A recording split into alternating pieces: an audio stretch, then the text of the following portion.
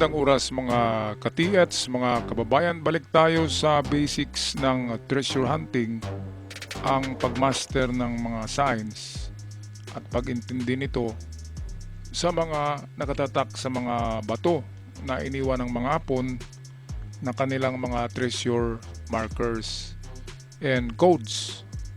So kung merong code ay dapat ma-decode natin para malaman kung nasaan nakatago. Maraming nagsabi na hindi daw makukuha ng detector o scanner ang mga ginto na ito dahil ito'y binabantayan ng mga elementong lupa.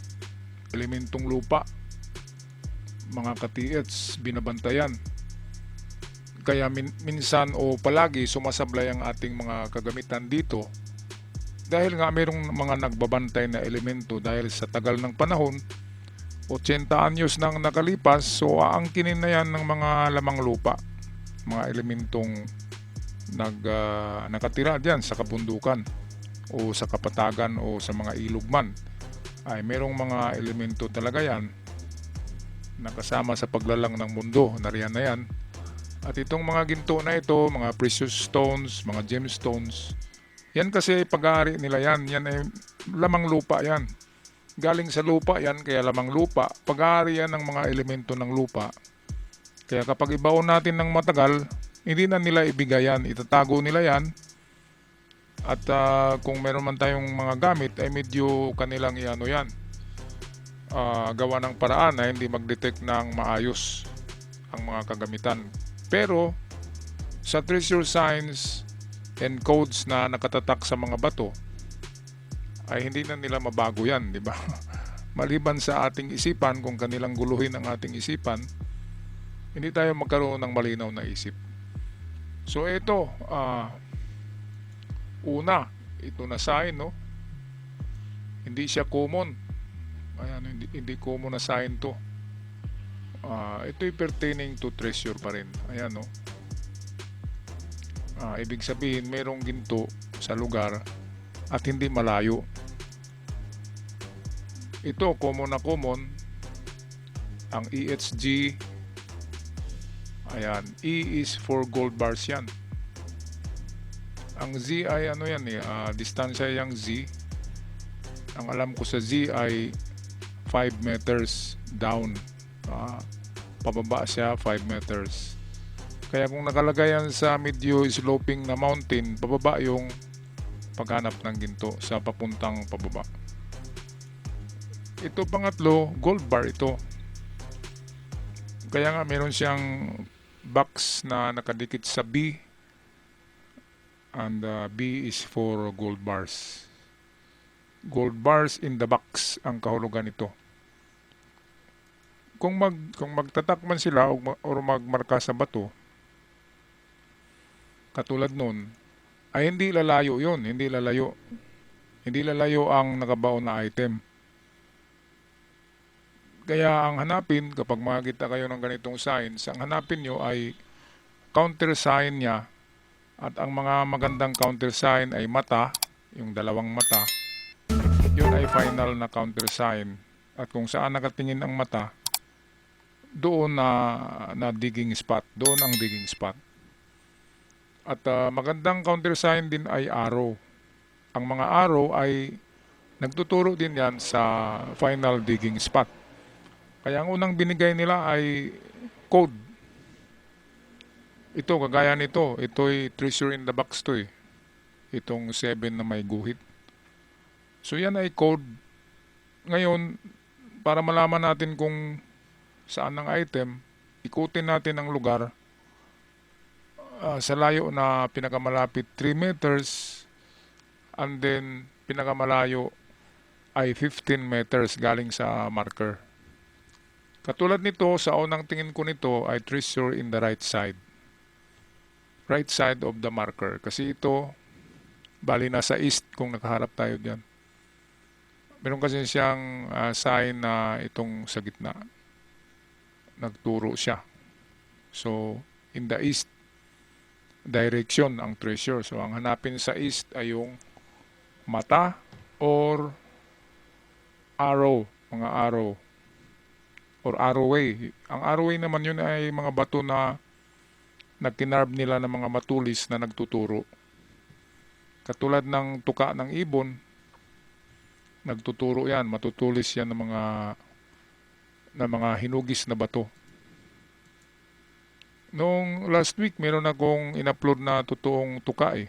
Tuka ng ibon nakatusok at nang hukayin yon ng ating mga ka-TH, nandun tumambad ang mga legit na underground marker. At hindi ko na nabalitaan kung anong nangyari sa hinukay nila kasi hindi na nagpakita. Okay, so ito naman,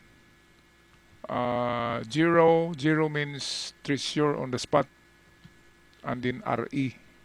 E is, ang E palagi yan pertaining sa bars gold bars. Ang R ay, sa Japanese, ang R is a measurement. Shaku, or ano ba yung isa na unit ng measurement ng Japanese, shaku, at meron pang isa. So ibig sabihin yan ay malapit lang din. Kasi merong zero eh. Yung zero or O, yan ay treasure on the spot. So kung treasure on the spot, hindi na yan naabot sa 7 meters. Treasure on the spot ay nasa 3 meters lang, pinaka malayo ay 4. Malapit lang talaga yan sa minarka. Sa minarkahan nila na bato ng ganito, malapit lang yung item. XP, ganun din, under to eh. Ang XP ay under kasi ang X ay target yan. And then ang P is for giveaway or assorted wealth, assorted treasures. Halo-halo yan, may gemstone, diamonds, ginto, mga alahas, at iba pang mahal na bagay. So ito, kapag ganito, under ito, X is target, P is under jewelry or assorted na mga ginto ang nariyan. Kaya ito maganda tong XP. Nasa baba lang ng marka na ito ang item mismo. Yan ay jackpot sign. Ganon din tong XO. Ito, target din yan plus treasure on the spot sign. So dyan lang kung nakatatak yan sa ibabaw ng bato, under sa bato. Pero kung nakatatak siya sa gilid ng bato at nakaharap siya sa isang malaking bato pa, pwedeng nasa malaking bato na nakaharap ang marka na ito. Pero kapag sa ibabaw ng bato nakatatak to, sa ibabaw, treasure sa under sa bato na yan kung saan nakatatak ang XO. Itong A ay treasure, ano to eh, treasure nearby siya kasi may natagpuan ako na B naman yun, B. At ang layo ng item ay nasa 7 meters galing sa B. Pero may kasamang arrow yun sa kanyang baba. So ito naman, ang A kasi ay arrowhead pa rin yan. Matulis yung dulo ng arrow. Ganun din ang A. So ito ay nakaturo sa likod ng bato. Kapag nakamarka ito na nag-iisa lang na A or V or arrowhead, sundan lang yung tulis. So ganito, kapag nakaharap sa iyo, ibig sabihin niya nakaturo yan sa itaas. Pero kapag itumba mo yan, nakaturo yan sa likod. So treasure at the back, kapag ganito na nakaharap ka at nakatatak yan sa bato, huwag mong hukayin ng harapan ng bato, wala diyan, nasa likod. Yan ang sikreto ng nag-iisang letter A. Number 6, magtaka kayo, nakakita kayo ng number 6 sa bundok. Well, ang 6 ay hindi yan actually number 6. Kundi yan ay treasure on the spot sign na mayroon siyang buntot. Parang number 6 lang siya tingnan, pero ang ibig sabihin yan, treasure at the back. So, itong bilog, yan yung treasure on the spot. Pero nilagyan niya ng parang buntot na naghitsura siyang number 6. So ang buntot ay paikot yan, nagturo yan sa likod ng bato or sa likod ng kahoy.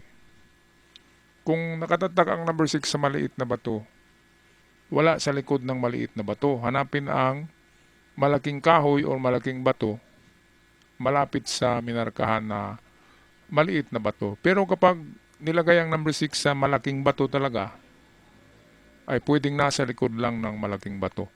Yun yung pagkakaiba niya. Kung nakaukit siya sa maliit na bato na parang ano lang, planggana lang ang laki, hanapin lang ang malapit sa kanya na malaking bato or old tree or matandang kahoy. Nasa likod ng matandang kahoy or sa likod ng malaking bato ang item. Ito naman target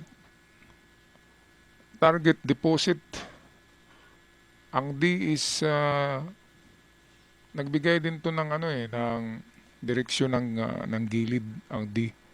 Kung saan siya nakaharap, doon na gilid. Doon siya. Kasama to sa 7K din na sign. Ang C naman ay under the rock.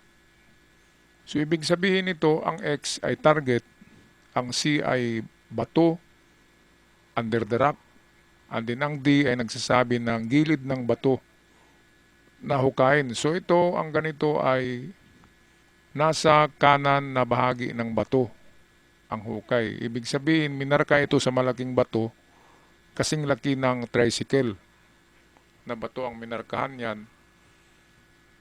At ang paghanap kapag ganito ay nasa kanan, nagilid ng bato. Gilid lang talaga yan, hindi yan lalayo. Gilid lang ng malaking bato. Kasi ang C ay treasure under the rock. Grabe no mga katiyats. Pwede kayong makakuha ng treasure kahit na wala kayong detector eh. Master nyo lang ang mga kahulugan ng nitong treasure markers. 7K at 4K halos pareho lang sila. 7K at 4K ay parehong treasure under the big rock. Pero nasa likod. Ang 7K at 4K ay parehong nagturo ng likod. Yan yung mga nakuha sa 7K, 4K. Treasure at the back of the big rock. So, totoo nga na mayroon treasure under the big rock. Ang kahulugan sa internet kapag tingnan nyo, treasure under the big rock. Pero hindi sinabi kung saan nagilid, di ba? Kung malaking bato siya, ay hukayin nyo ang likod. Pero kung maliit lang na bato siya, hukayin ang lahat. Ang entero, ang entire na kung saan nakalagay ang bato. Kung maliit lang ang bato, sabihin natin parang baldi lang ang laki. Hukayin ng isang dipa ang laki, ibig sabihin 2 by 2 meters. Hukayin ng buong nilagyan ng bato. Pero kapag malaking bato, kasing laki ng bahay kubo, nasa likod ng bato. Ganon talaga ka-tricky ang hapon kapag magbaon, kaya hindi matagpuan dahil nasa likod palagi.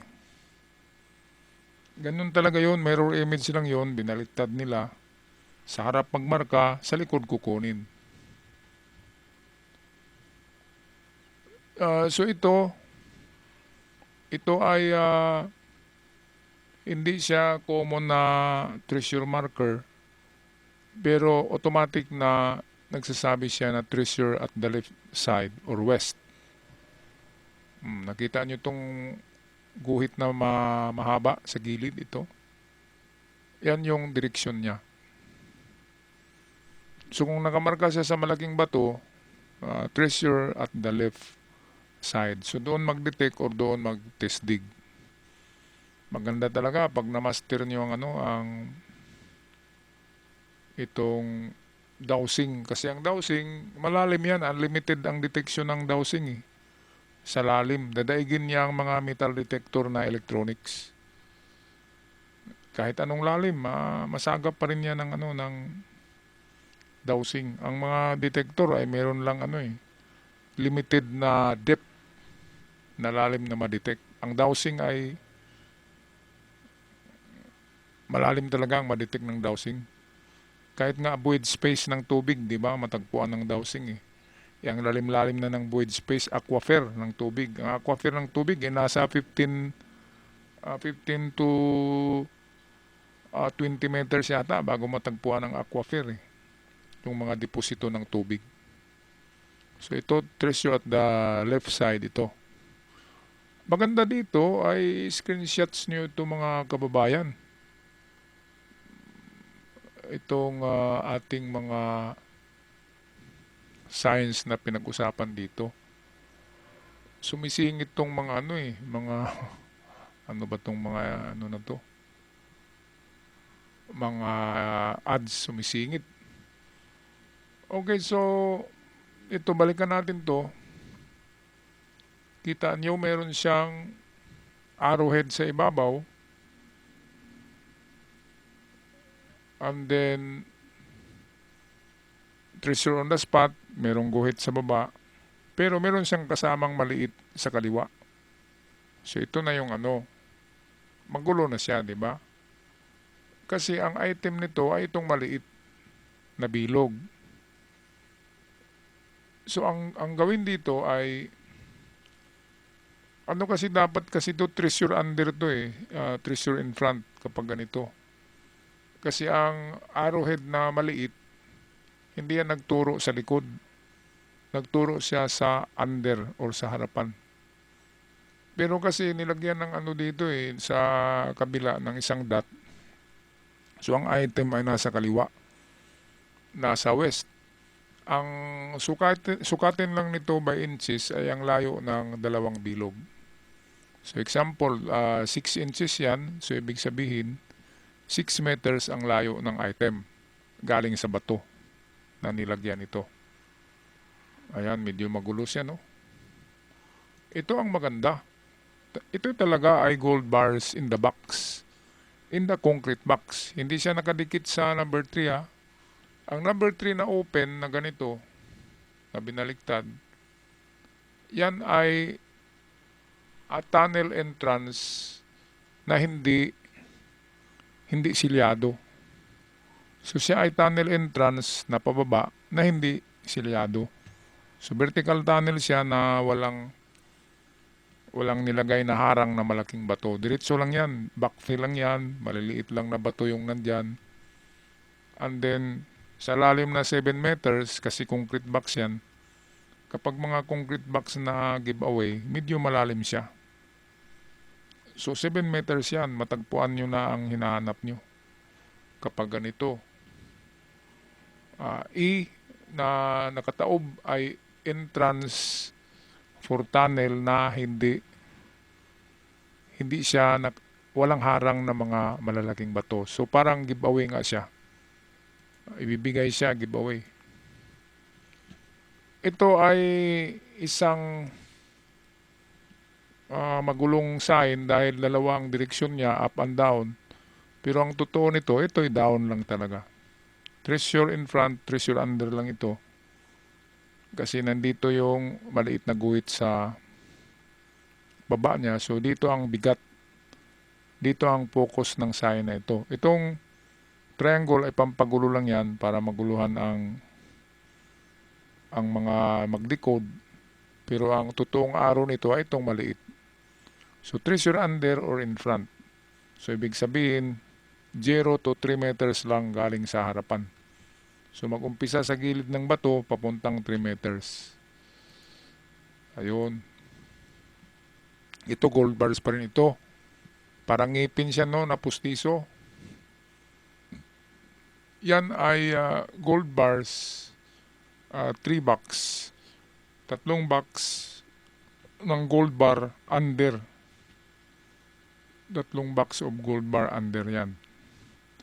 Parang B yan na kinabitan ng number 3. Yung kanina. So, expect na lang na merong kahon ng ginto. Kaya kung kahon, malalim yan. Pinakamababaw 7 meters. Ito naman ay ang Buddha sign to, itong parang sa bowling pin, sa bowling. Yan ay sign of Buddha.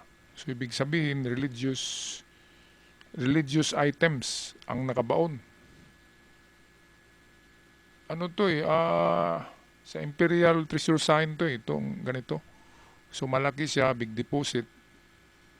Meron nga siyang Buddha na kasama. So ito'y pinaka unang marka na dapat i-decode pa. So hanapin ang dito. Hindi ito kaagad under, hindi ito treasure on the spot. Hanapin ang sa unahan ang nakapalibot sa kanya na countersign. At hanapin ang arrow o kaya mata. Kapag nakita nyo, yun yung magtuturo sa final digging spot. So ito nagsabi lang to na merong golden Buddha or sacred statues na nakabaon na kasama ang ginto. Yan, so marami-rami ito. So ito naman, katulad din to kanina. Ito naman ay meron ng 5 treasure box, 3 ang malaki, 2 maliit. Ang tunnel ay open, backfill lamang, walang nakaharang na bato. Katulad din siya kanina pero nilagay nila ang dami ng